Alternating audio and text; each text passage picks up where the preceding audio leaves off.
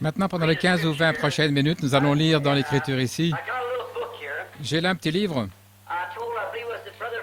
Je crois qu'il est à Frère Vail. Je vous avais dit, ou bien Frère Roy Borders. Frère Vail m'a acheté le livre. Je veux faire un petit répertoire, mais si quelqu'un a déjà acheté un coup d'œil, je veux prêcher au sujet de l'étoile du matin. Je dessinerai une étoile. Tout cela est représenté par des symboles ici dans mon bloc-notes. Personne ne peut savoir de quoi il s'agit. Lorsque je sors et que je suis en route et que la voiture a des à-coups, il m'arrive de penser à quelque chose. Alors je peux noter cela ici et inscrire cela. Je peux faire des petits dessins, des ponts et toutes sortes de choses.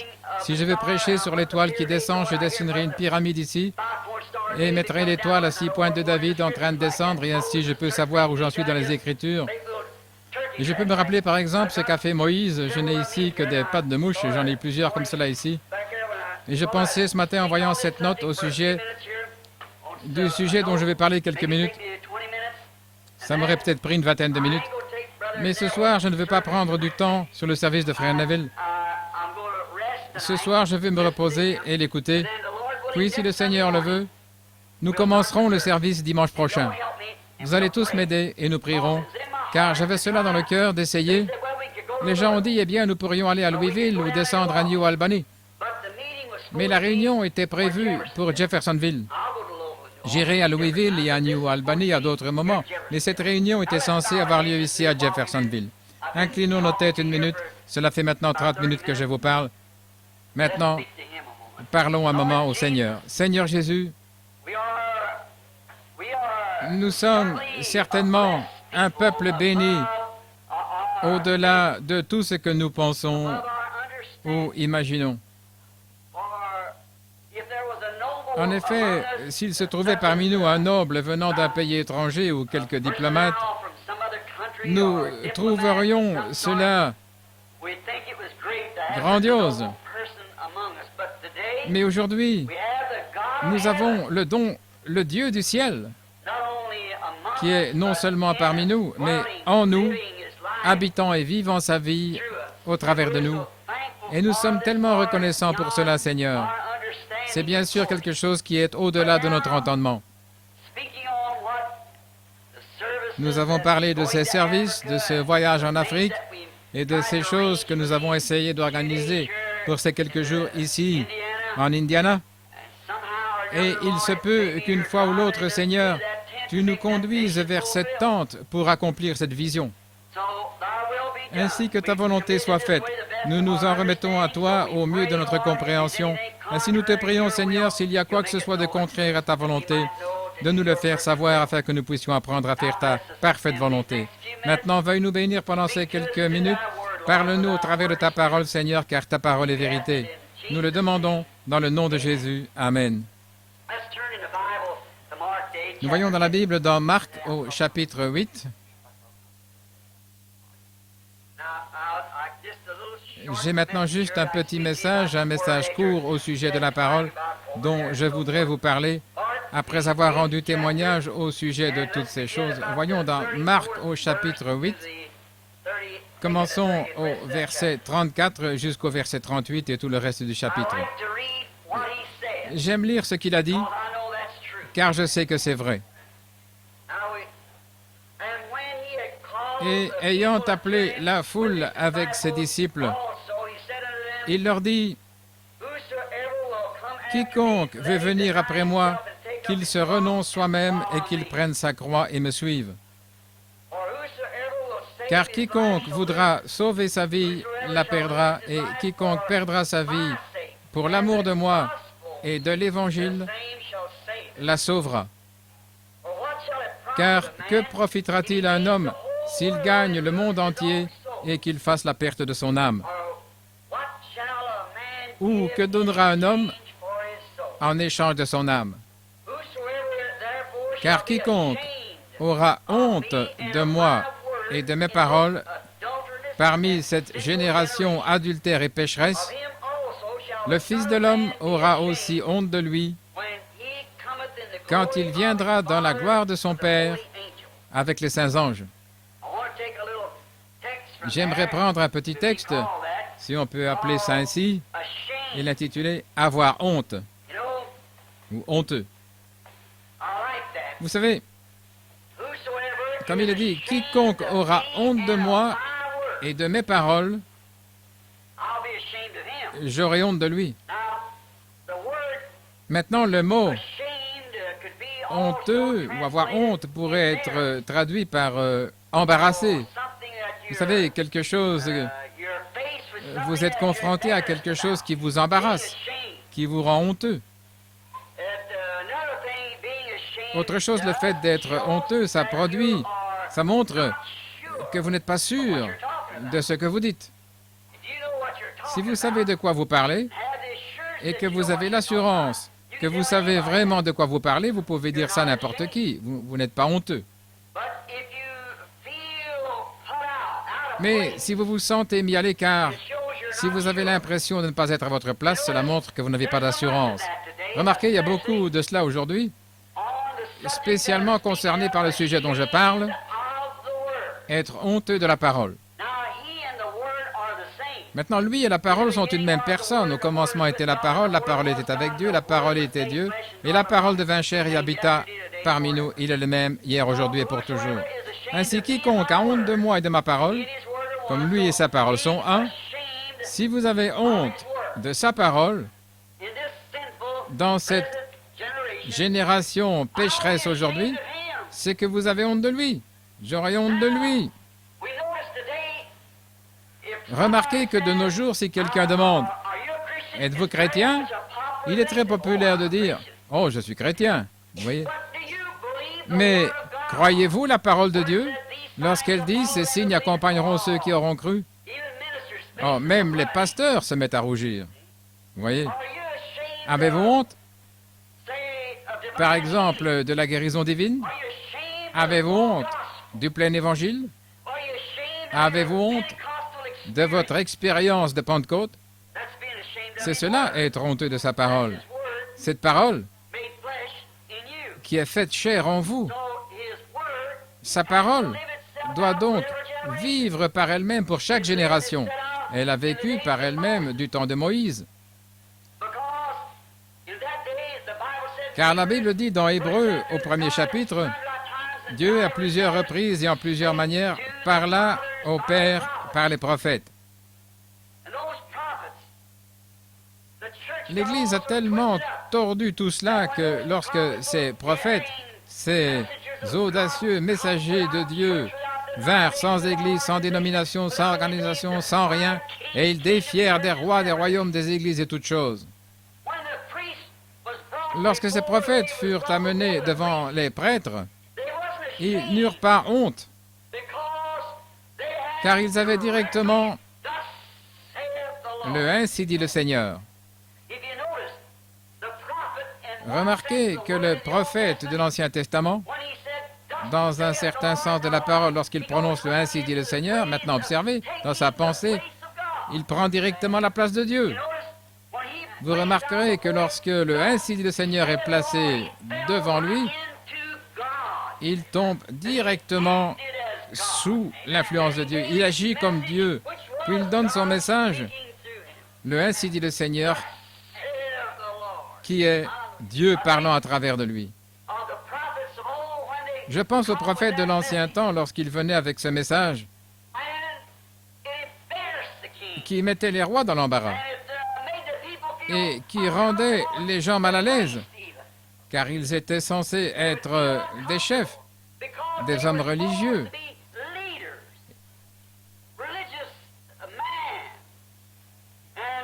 Et lorsque la parole jaillissait comme cela, elle les exposait. Et ils se sentaient mal à l'aise, ils avaient honte. Et combien de fois aujourd'hui, trop souvent, avons-nous entendu dire « Je suis chrétien ». Avez-vous reçu le Saint-Esprit depuis que vous avez cru? Oh, vous voyez, cela les met dans l'embarras. Quelqu'un a dit un jour, faites-vous partie de ce groupe là-bas qui pousse des cris et croit en tout ce fatras de guérison divine? Souvent, les chrétiens reculent. Ils veulent bien dire qu'ils font partie d'une dénomination. Je suis baptiste, presbytérien, je suis luthérien. Ils n'ont pas honte de ça.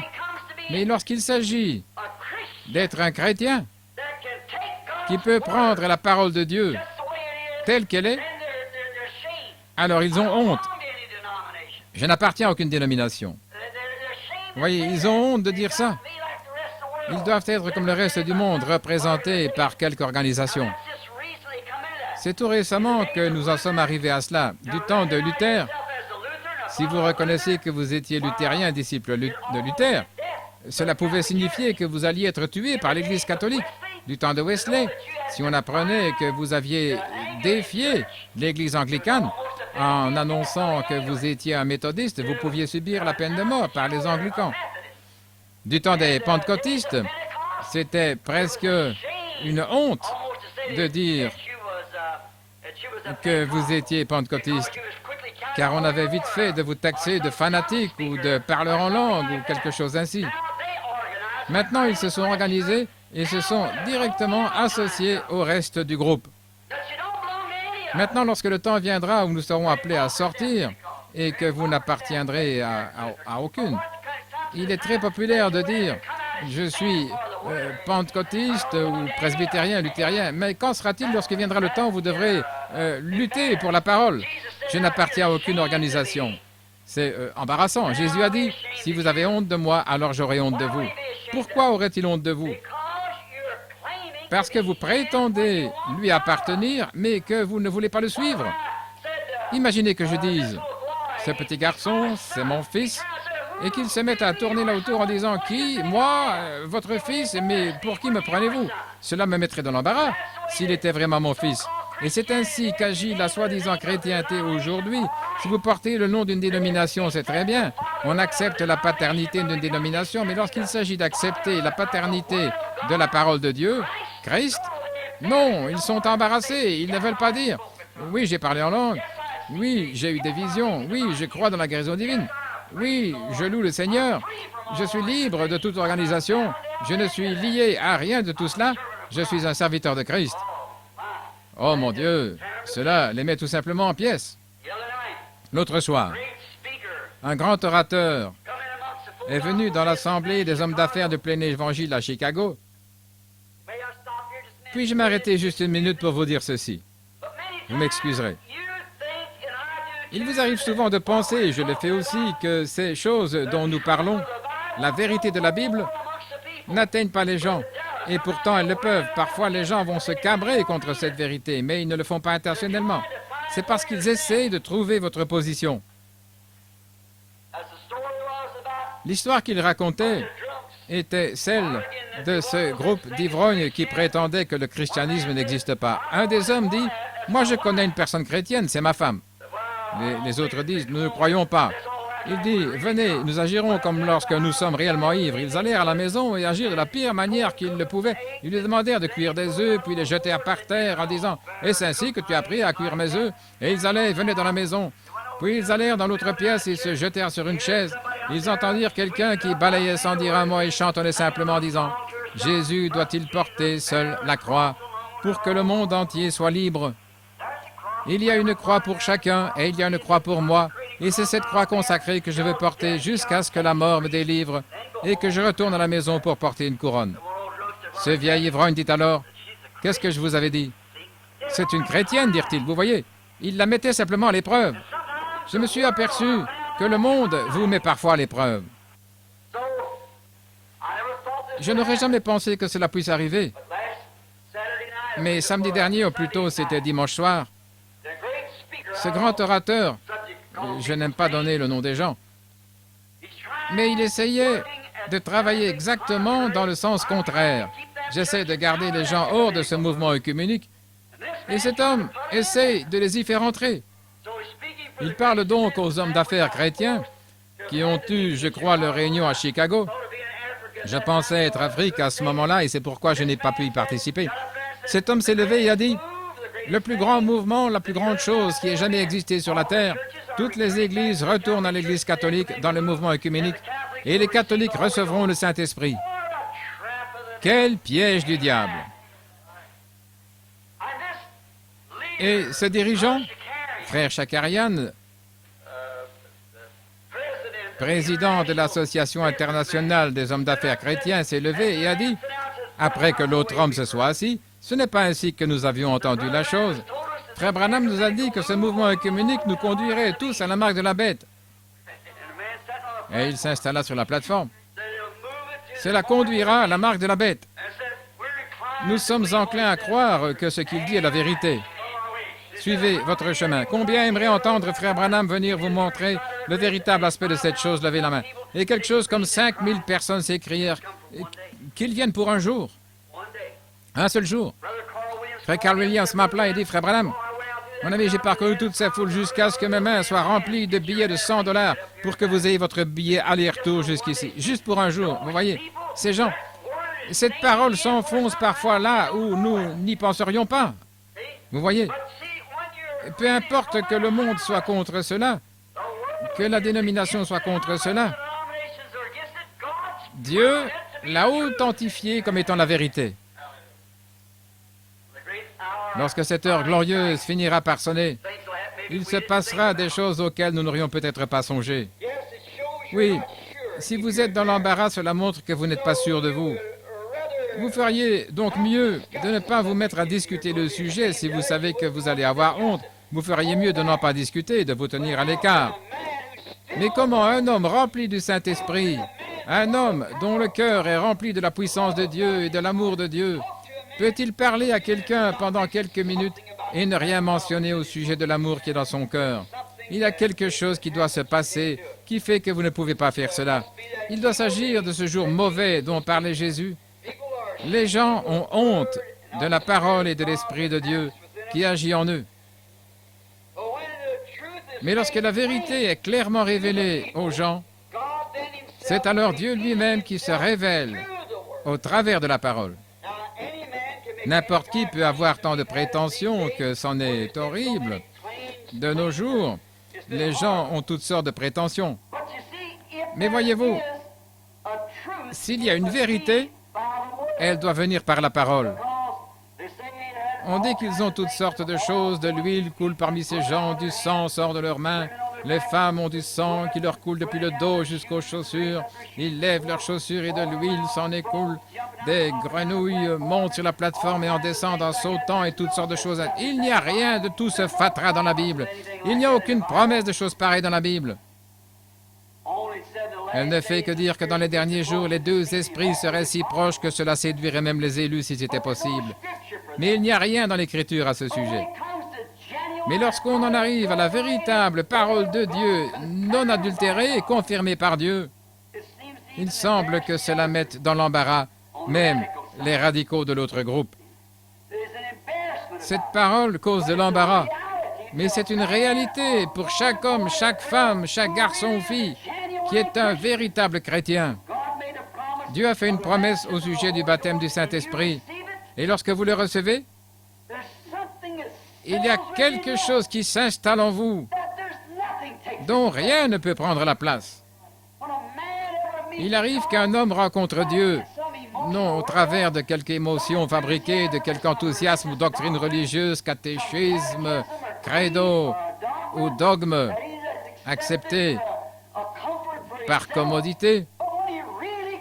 Et lorsque vous arrivez réellement à l'endroit indiqué comme le fit Moïse dans le désert et se retrouva face à face avec le Dieu Tout-Puissant et rencontrez cette voix qui vous parle exactement selon la parole et la promesse de l'heure,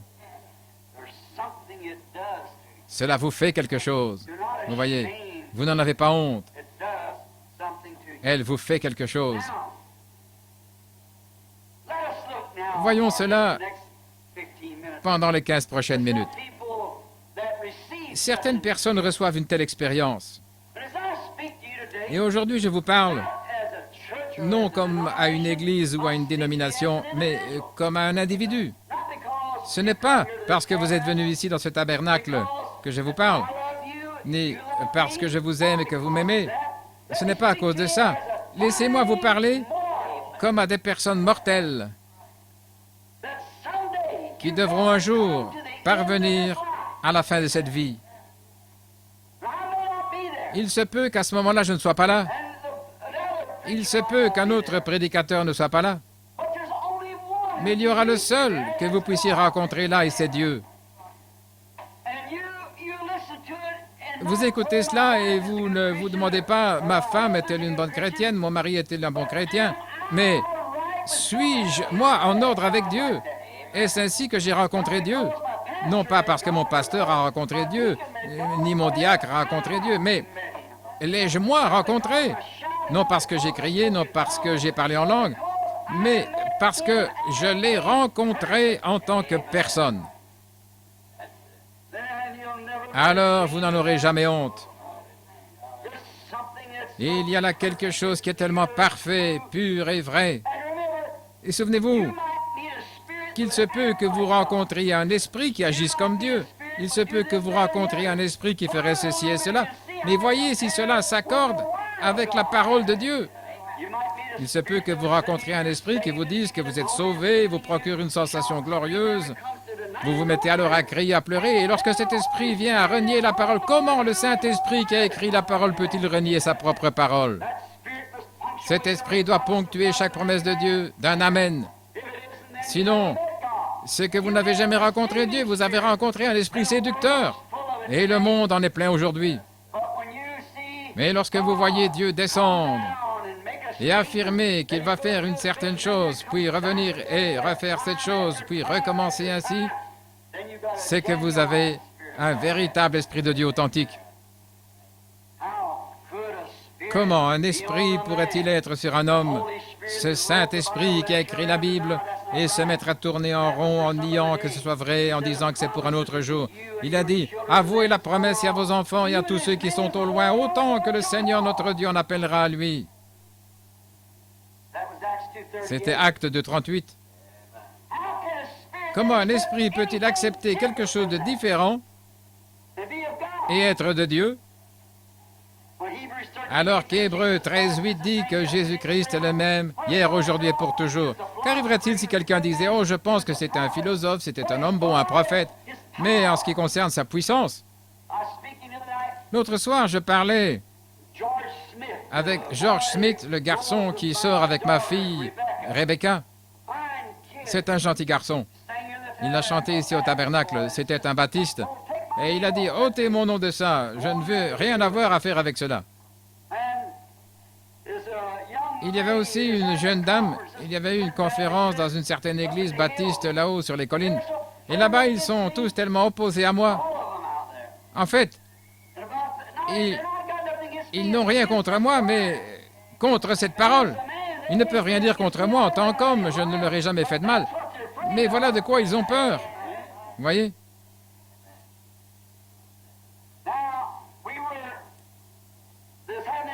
Il y avait donc cette réunion là-bas, et un missionnaire devait venir pour les 3 derniers soirs de cette grande convention qui avait lieu là-haut sur les collines, parce qu'il y fait plus frais. Il arriva que le missionnaire se leva et en vint à parler de Marc 16. Et il dit, il y a aujourd'hui beaucoup de gens qui ne peuvent pas croire en la guérison divine. Il dit, j'étais en Inde, je suis indien, et je me trouvais en Inde lorsqu'un homme du nom de Frère Branham est venu des États-Unis. Le pasteur de l'église commençait à s'agiter. Et le missionnaire dit, ma femme se mourait du cancer, et j'étais aveugle ou quelque chose comme ça. Frère Branham a prié pour l'un de nous et a fait venir l'autre devant l'auditoire. Il ne connaissait même pas notre langue. Il a invoqué la puissance de Dieu. Puis cet homme a dit, nous voici guéris. Eh bien, ils ont essayé de le faire taire, mais ils n'ont pas réussi. Cela s'est passé pendant leur propre convention. Ensuite, ils ont même nié qu'il se soit passé quoi que ce soit. Il y avait même la sœur de ce garçon. Ceux qui sont sur le champ de mission ne pouvaient même pas dire quoi que ce soit. Ils voulurent savoir si elle était concernée de quelque manière afin d'aller voir de quoi il s'agissait. Une des dames a dit, eh bien, je crois cela. Rebecca et George sont allés voir cette dame. Elle avait une fille qui était en quelque sorte retardée. L'autre soir, ils m'ont fait aller là-bas pour voir cette fille.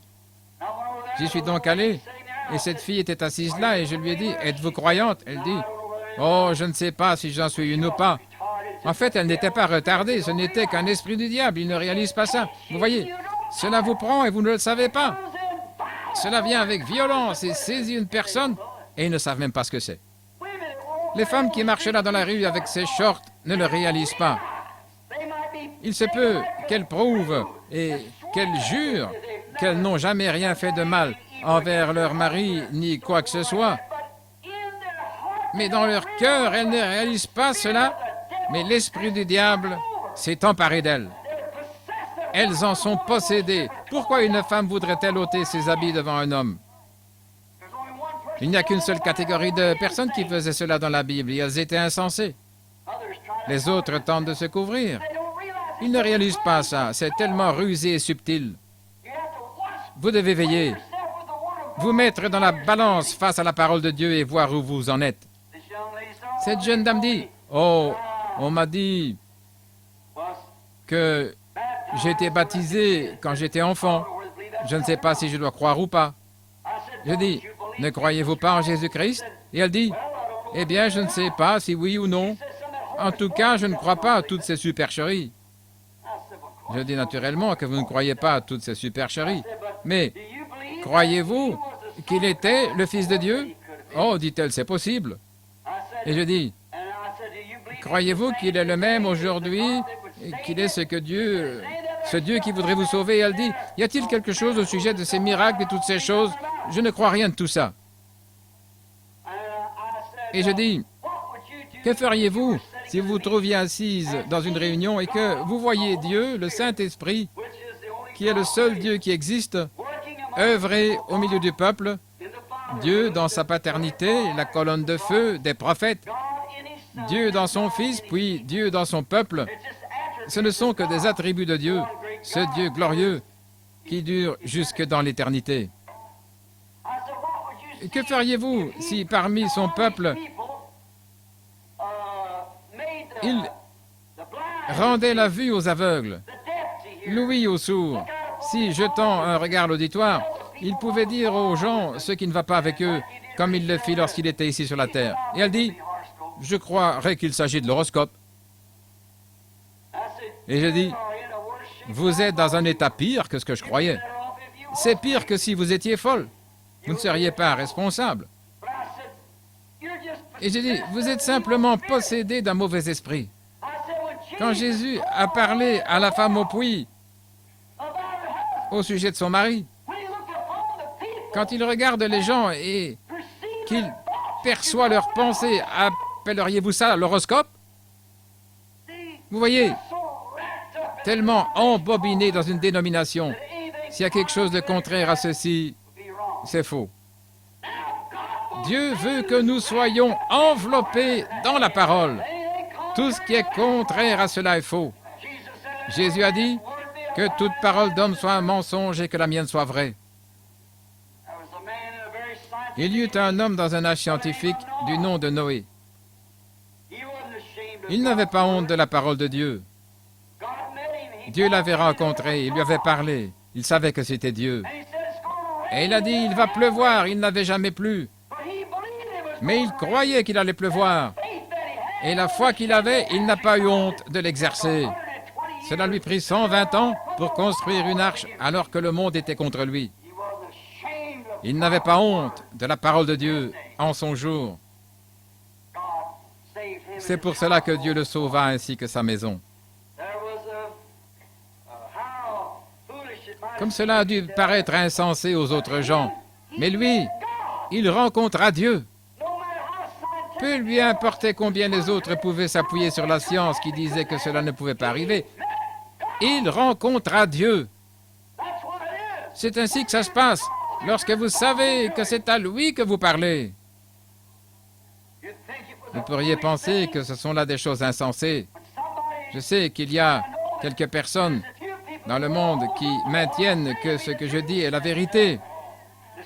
Lorsque je me suis tenu ici en disant « Ainsi dit le Seigneur », je vais en Arizona, là-bas je rencontrerai un groupe de 7 anges. Il y a ici un groupe d'hommes qui se tenaient là pour voir cela arriver. L'autre soir, il a dit « Los Angeles sombrera dans l'océan. » Mais lorsque vous avez rencontré Dieu, ce Dieu qui ne faillit jamais, ce Dieu qui fait exactement ce qu'il a dit qu'il ferait, comme il l'a toujours fait, alors vous n'avez pas honte de cela. Vous n'avez pas à revenir en arrière et être embarrassé à ce sujet. Vous pouvez le dire au monde entier. Si un homme rencontre Dieu, il lui parle et que la réalité de Dieu devienne sienne dans son cœur, il n'en a pas honte. Noé n'avait pas honte. Cela semblait insensé au reste du monde, mais pas à lui. Lorsque Moïse se trouvait devant Pharaon, il n'eut pas honte de dire à Pharaon que ces choses devaient arriver, car il avait rencontré Dieu. Dieu lui avait parlé dans le buisson ardent. Moïse avait dit, je bégaye car il avait un problème de langue. Il dit, voici Aaron, tu seras comme Dieu pour lui et il sera ton prophète. Je sais qu'il parle bien, mais je serai ta bouche. Qui fait parler l'homme? Amen. Oh frère, j'aime ça. C'est Dieu. Qui rend l'homme sourd ou muet? Ou qui fait parler l'homme? C'est Dieu. Il dit, Seigneur, montre-moi ta gloire. Dieu dit, qu'y a-t-il dans ta main? Un bâton. Jette-le à terre. Et il se transforma en serpent. Et il dit, ramasse-le. Et il redevint un bâton. Amen, il est Dieu. Mets ta main dans ton sein. Il l'a mis, et lorsqu'il l'a ressortie, elle était blanche de lèpre. Dieu dit, remets-la et ressors-la de nouveau. Et elle redevint comme l'autre main. Je suis Dieu. Puis il marcha devant Pharaon et lui dit ce qu'il avait à lui dire. Il dit, il va se passer ceci et cela. Il ramassa du sable, jeta en l'air en disant, ainsi dit le Seigneur, que des mouches viennent sur la terre. Et les mouches vinrent.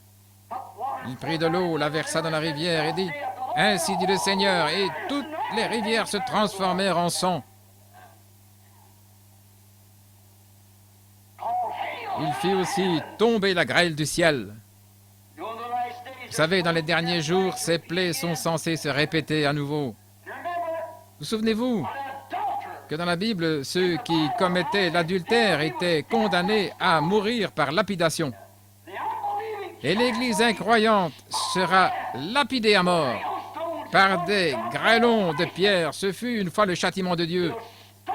Il lapidera ce monde incroyant, cette génération adultère. Il le lapidera depuis le ciel avec des grêlons pesant chacun 50 kilos. L'Église adultère mourra, le monde adultère mourra sous le châtiment de Dieu. Il sera lapidé comme cela arriva au début. Église, mettez-vous en ordre avec Dieu. C'est ce que nous devons tous faire. Nous devons retourner à Dieu. Voyez ce vieil Élie au visage boursouflé, dont la tête chauve était parsemée de quelques cheveux gris. Il avait alors 80 ans lorsqu'il tenait, là, dans le désert, en train d'observer les péchés du monde. Un matin, Dieu lui parlait et lui dit, « Va dire à Akab que même la rosée ne descendra pas du ciel sinon à ta voix. » Il me semble le voir avec sa barbe blanche tandis qu'il observe cela, et de ses petits yeux son bâton à la main, et qu'il descend le long de la route comme un jeune garçon de 16 ans. Il alla directement devant le roi et dit, « Même la rosée ne descendra pas du ciel sinon à ma voix. » Il n'avait pas honte de Dieu, ni de sa parole. Il pouvait en parler au roi ou à n'importe qui. Il n'avait pas honte. Il n'avait pas besoin de se cacher. Cela me fait penser à quelque chose qui nous concerne. J'ai dit aux gens, j'en arrive à un point où j'ai besoin de plus de foi. C'est pour cela que je suis à la maison en ce moment, pour un renouveau de foi. C'est un peu comme si, lorsque vous priez pour les gens, vous vous excusiez. Monsieur Démon, voudriez-vous, s'il vous plaît, partir? Non. La foi doit avoir des muscles et des poils sur la poitrine lorsqu'elle parle. Tout le reste se tait. N'allez pas dire, démon, voulez-vous partir? Mais sors d'ici, je suis un fils de Dieu envoyé par Dieu. Laisse-les tranquilles. C'est ce qui le fait partir. Vous n'avez pas à vous excuser devant le diable. Vous n'avez rien à faire avec lui. Vous n'avez pas honte de la parole de Dieu, pas honte de la commission, pas honte de ce que vous êtes. La seule chose dont j'ai honte, c'est d'être un Branham. C'est ma naissance terrestre. J'ai honte de mes manquements. Mais en tant que son serviteur, je n'ai pas honte. Je n'ai pas honte de sa parole. Je suis toujours prêt à donner une réponse, que ce soit à des dénominations, à des rois, à des potentats ou qui que ce soit. C'est à cela que Dieu nous appelle. Moïse marcha devant Pharaon. Il n'avait pas honte de lui dire qu'il ne ferait pas de compromis et qu'il emmènerait les siens pendant autant de jours dans le désert. Pharaon dit, les enfants et quelques-unes des femmes resteront. Moïse dit, nous irons tous, il ne restera pas un seul sabot en arrière, nous prendrons notre bétail à tout le reste. Il n'avait pas honte. Pourquoi? Il était entré dans la lumière de la délivrance. C'est la raison pour laquelle un homme ou une femme qui est malade ou qui a un problème quelconque et qui entre dans la présence de Dieu en sachant que Dieu l'a guéri, pénètre dans la lumière de la délivrance. Il ne fait aucun compromis sur quoi que ce soit. La délivrance est dans son cœur, car il a rencontré Dieu. Il a dit, « Je suis le Dieu d'Abraham, qui a donné la promesse à Abraham, et le temps de la rédemption, de la délivrance est proche. Je t'envoie là-bas pour les faire sortir. » Y a-t-il de quoi s'excuser? Pharaon aurait pu le tuer, Moïse n'était qu'un homme. C'était un esclave. Pharaon aurait pu le tuer, mais Moïse n'avait pas honte de la parole. Il n'est pas venu s'agenouiller devant Pharaon et l'implorer. Il a dit, « Je suis venu les emmener. » Pharaon a dit, « Eh bien, tu ne peux pas les emmener. » Moïse dit, « Très bien. Il y aura alors tant de puces sur la terre que vous aurez de la peine à vous frayer un chemin. » Et c'est ce qui arriva. Moïse dit, « Très bien. Te repens-tu à présent? » Pharaon dit, « Eh bien, vous pouvez aller tant de jours dans le désert. » Moïse dit, « Alors les mouches viendront. » Amen. Il dit, l'obscurité viendra, et l'obscurité fut telle qu'ils ne pouvaient se voir les uns les autres. Finalement, ce fut la mort qui vint. Depuis Pharaon jusqu'aux serviteurs, le fils aîné de chaque famille mourut. Moïse ne s'excusa auprès de personne. Il était fils d'Abraham, né dans l'Esprit de Dieu, commissionné par Dieu. Il était le message de Dieu. Il devait descendre et faire sortir ces gens. Eh bien, Dieu est capable de faire venir ces mêmes choses en cette heure pour faire sortir une épouse de l'Église.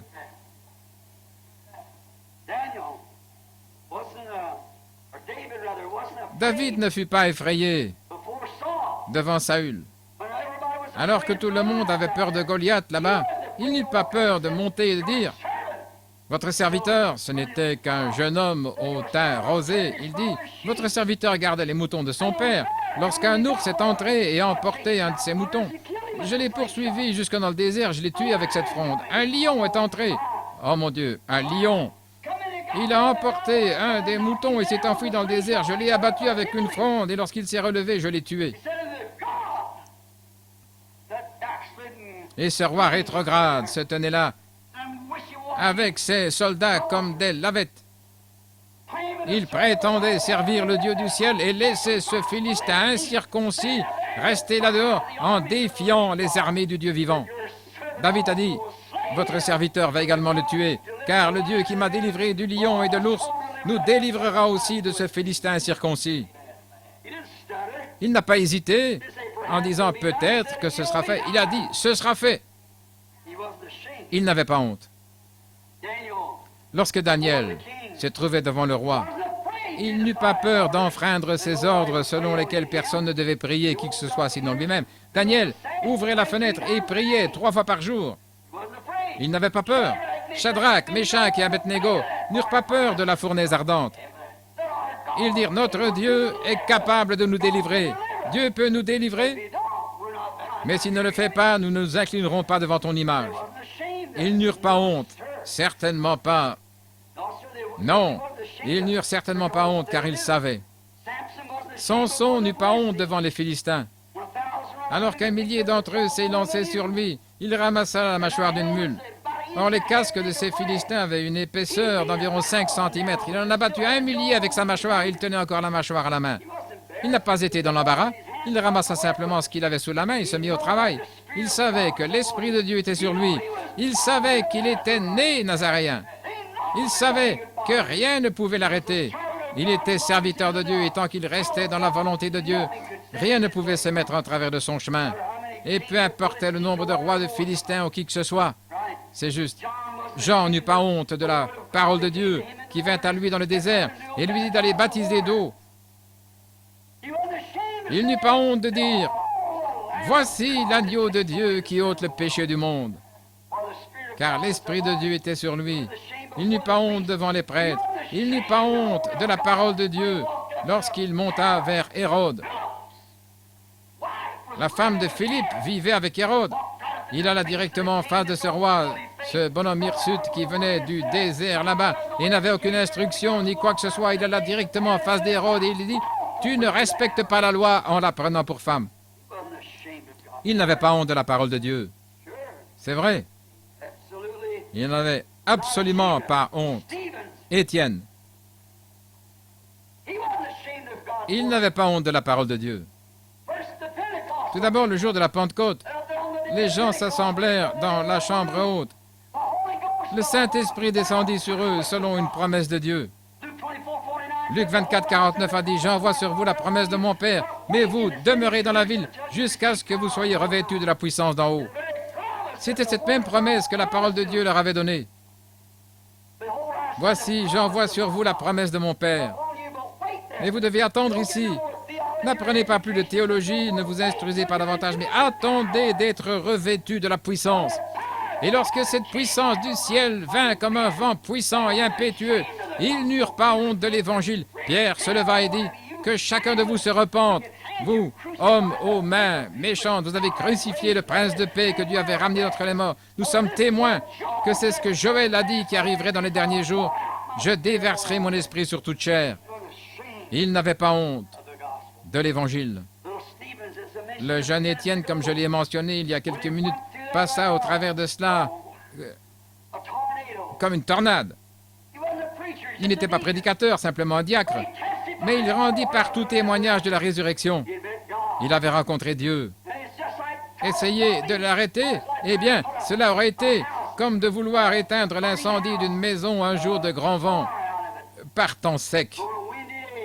Alléluia. Chaque fois que le vent souffle, il rallume un autre feu. Ils le traînèrent devant le conseil du Sanhédrin. Réalisez-vous de quoi il s'agit? C'est comme le conseil œcuménique. Toutes les religions se retrouvent au conseil œcuménique. Toutes les religions mènent à ce conseil du Sanhédrin.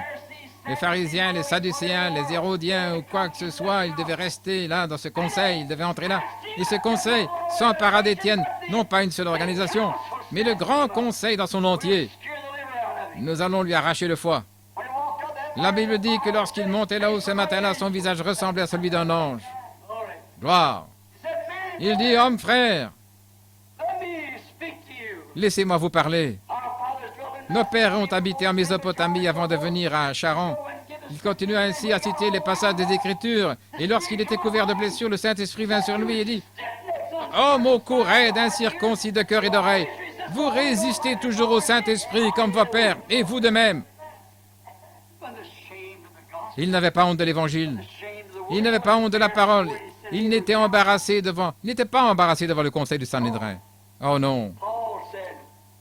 Paul, qui était juif et avait été enseigné par Gamaliel, c'était un grand dignitaire, se trouva un jour devant Agrippa. Un jour qu'il était sur le chemin de Damas, il se trouva en présence, en contact avec Dieu. Un ange descendit du ciel sous la forme d'une colonne de feu, d'une lumière qui le précipita à terre. Il se releva et dit, « Seigneur, qui es-tu » Et elle répondit, « Je suis Jésus. » Alors qu'il se tenait devant Agrippa, il lui répéta l'histoire. Il dit, « Je n'ai pas honte de l'évangile de Jésus-Christ, car il est la puissance de Dieu, le salut pour quiconque croit, certainement. » Maintenant, mes amis, nous avons observé l'homme au travers des âges. Nous avons dépassé l'heure. Mais laissez-moi dire ceci.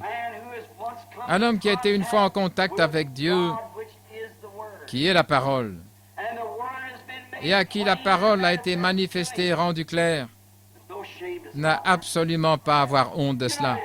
Vous ne devez pas être embarrassé. Cela ne m'embarrasse pas de dire que je crois à chaque parole de Dieu. Cela ne m'embarrasse pas si le Seigneur me dit de dire quelque chose, d'aller le dire et de faire ce qu'il me demande. Cela ne m'embarrasse pas de dire que je suis rempli du Saint-Esprit.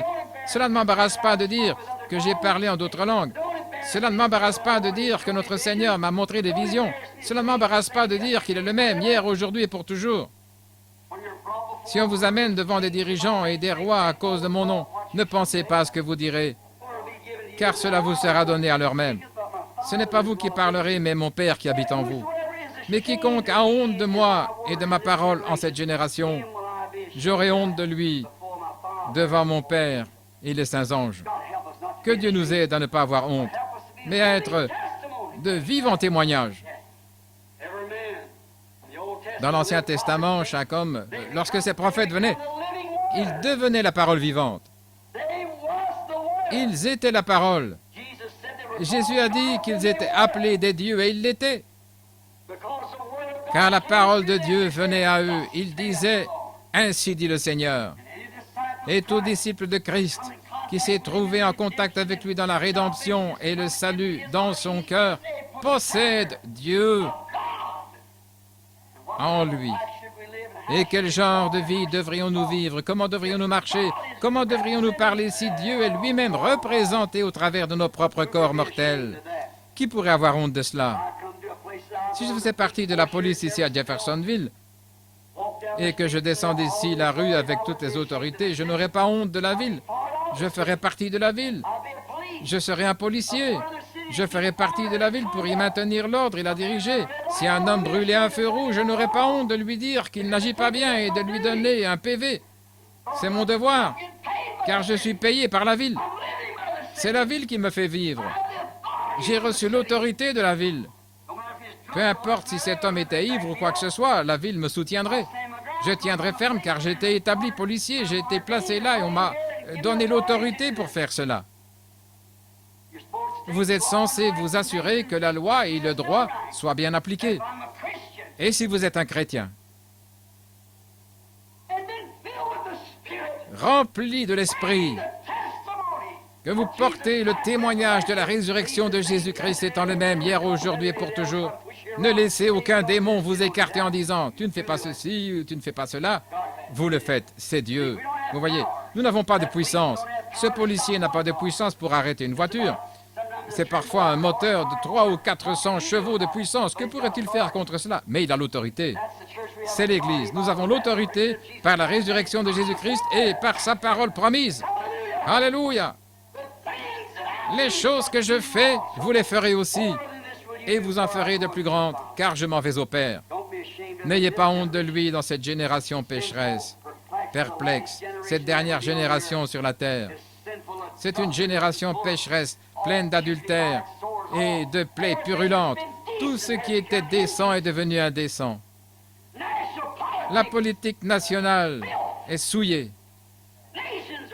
Les nations sont brisées. Même là-bas dans les jungles en Afrique, les chasseurs des safaris ont de puissantes radios pour écouter Elvis Presley, Pat Boone et tous ces gars qui font du rock and roll et du twist.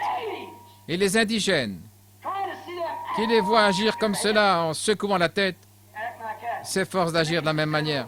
Vous pouvez les voir se tenir debout et regarder ce chanteur. Mais vous voyez, ce ne sont pas des Américains comme Pat Boone, Elvis Presley, Ricky Nelson et tous ces gars. Ce ne sont pas des Judas de cette sorte. Mais vous voyez, c'est un esprit. Et cet esprit ne se trouve pas seulement en Amérique. Il s'est répandu dans le monde entier pour préparer la bataille d'Armageddon. Ils n'avaient pas l'habitude d'agir ainsi, simplement par le fait qu'un seul homme a commencé cela. Cette vulgarité, cette saleté s'est répandue sur toute la terre, sur toute nation, quelle qu'elle soit. Et ça a commencé avec un homme. De même, l'Évangile et la puissance du Dieu Tout-Puissant se sont répandus tout autour du monde. Et le temps de la séparation est en train de s'établir. Dieu appelle une épouse et le diable appelle une église. Que je fasse partie de l'épouse. Prions. Oh Dieu bien-aimé, nous voyons l'Écriture sur la muraille. Nous en sommes au temps de la fin. Nous savons que de grandes choses restent encore à faire. Pourtant, quelque part, en dehors de ce gâchis, se trouvent encore d'honnêtes gens qui ont été appelés à la vie. Il serait impossible qu'un homme ou deux le fasse. mais permets, ô Dieu, que tous ensemble, nous puissions répandre dans chaque coin la bonne nouvelle selon laquelle Jésus vient. Puissions-nous répandre un peu de pain sur le chemin, un peu de parole.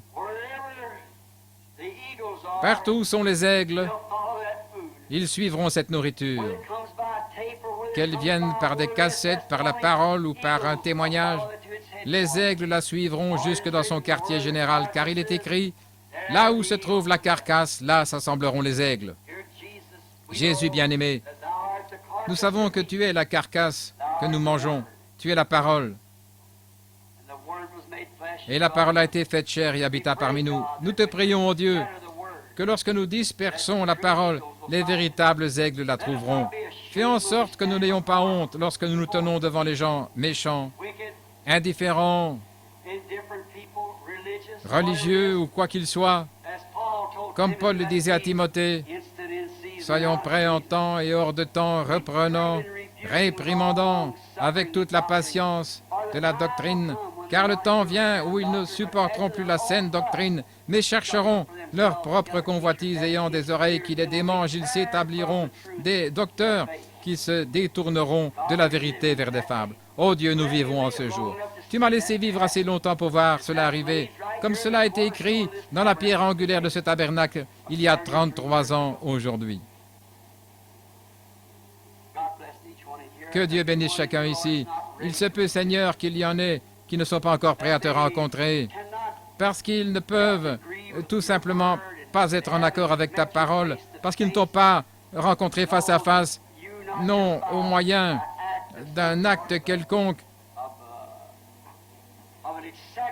ou en acceptant un credo ou quoi que ce soit, mais parce qu'ils ont rencontré le Dieu vivant. S'ils n'ont pas fait cela, Seigneur, puissent-ils le faire juste maintenant? Je crois qu'à cette heure, tu es très proche. Je ne sais pas qui ils sont. Je ne sais même pas s'il y en a, mais je me sens simplement conduit à te prier.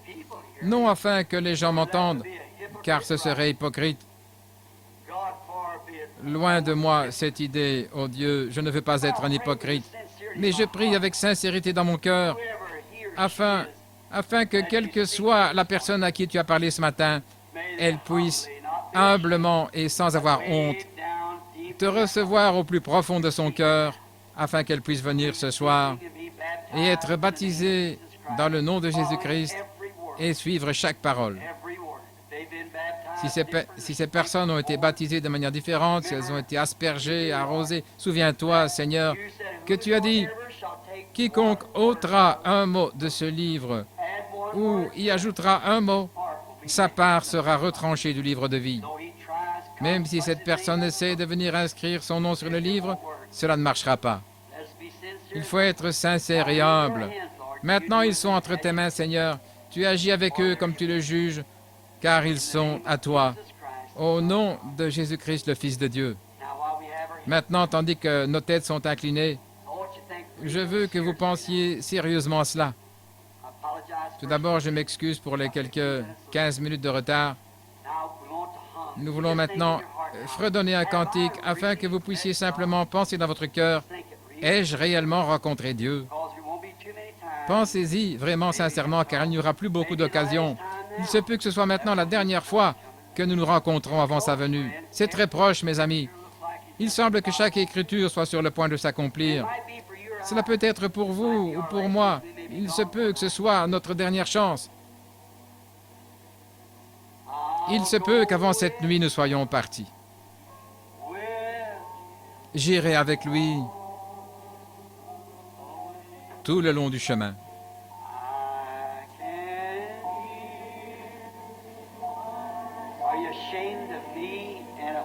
J'entends mon Sauveur qui m'appelle.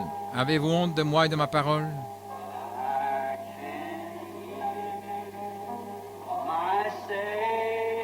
J'entends mon Sauveur qui m'appelle. Imaginez simplement que vous êtes à présent sur votre lit de mort.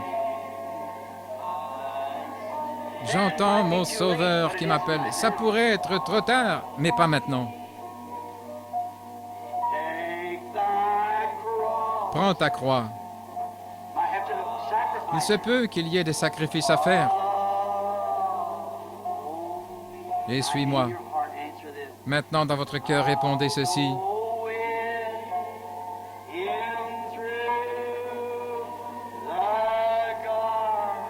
J'entrerai avec lui dans le jardin.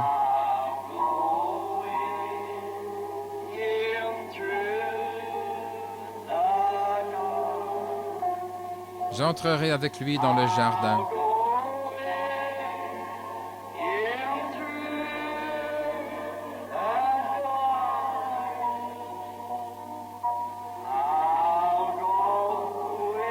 J'irai avec lui. Avec lui. Tout le long du chemin. Maintenant, tandis que nous avons nos têtes inclinées, élevons simplement nos mains et disons, j'irai avec lui au travers du jugement. C'est ce qui va arriver maintenant. Il nous juge. Seigneur, me trouves-tu coupable? Alors pardonne-moi. Au travers de son jugement. Comment me juges-tu ce matin, Seigneur? Avec lui, au travers du jugement. Éprouve-moi, Seigneur, afin de voir s'il y a quoi que ce soit d'impur en moi. Avec lui, tout le long du chemin.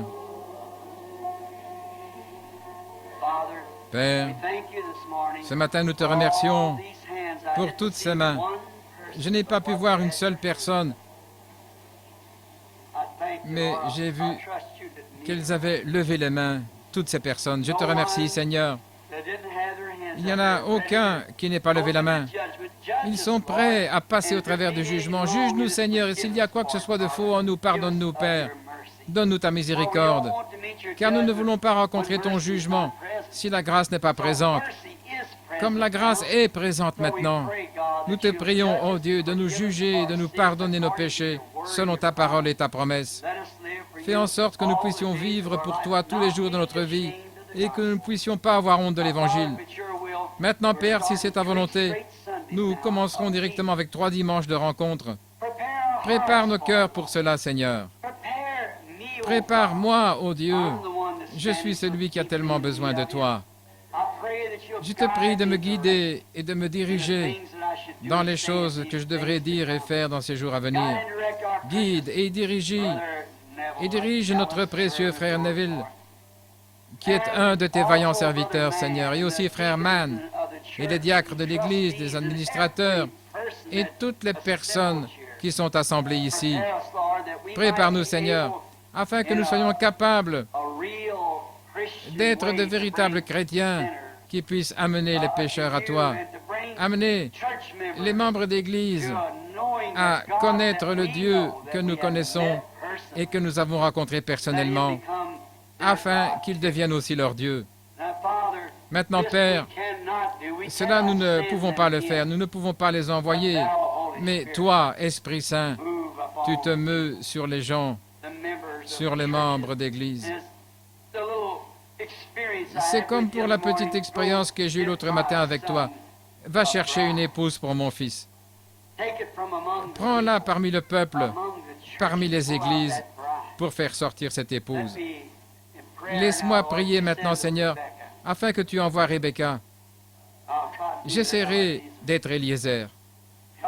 Aide-moi à être un serviteur fidèle, et puisse le Dieu du ciel envoyer son ange devant moi, devant nous, afin qu'ensemble, nous rassemblions les personnes formant l'épouse que tu as choisie. Nous le demandons dans le nom de Jésus. Je suis désolé de vous avoir gardé un peu plus tard. Cela fait environ 25 minutes de plus. 25 minutes que j'aurais dû être parti. Vous aimez ce vieux cantique? Prends le nom de Jésus avec toi. N'est-il pas beau? Cela fait maintenant 33 ans que je le chante pour congédier l'Assemblée. Lors des baptêmes d'eau, c'est « Je me tiens sur les rives tumultueuses du Jourdain ». Je pense que c'est tellement beau. Prends-le simplement partout où tu vas. Précieux nom, nom si doux, Espérance de la terre. Souvenez-vous de l'heure de la réunion.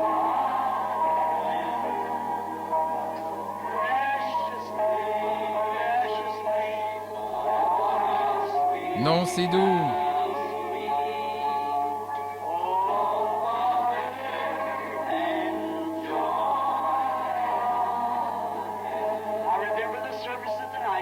La réunion ce soir à 19h30. Chantons encore ce cantique.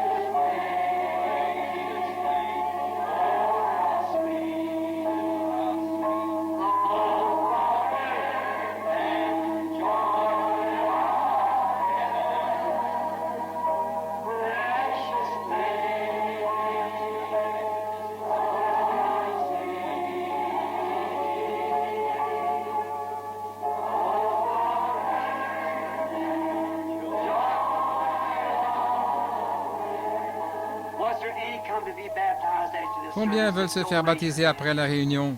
Veuillez lever la main. 2 personnes désirent se faire baptiser. À n'importe quelle réunion, c'est notre devoir de vous baptiser.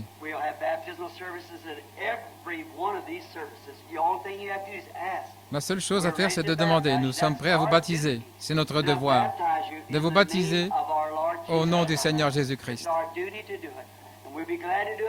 Et nous serions heureux de le faire n'importe quand. Allez simplement dans les pièces destinées, là, immédiatement après le service, nous continuerons tout de suite avec le baptême. Si vous êtes repenti de vos péchés, si vous avez accepté Jésus comme votre sauveur, si vous avez été chrétien depuis des années et que vous n'ayez jamais reçu la lumière de la délivrance,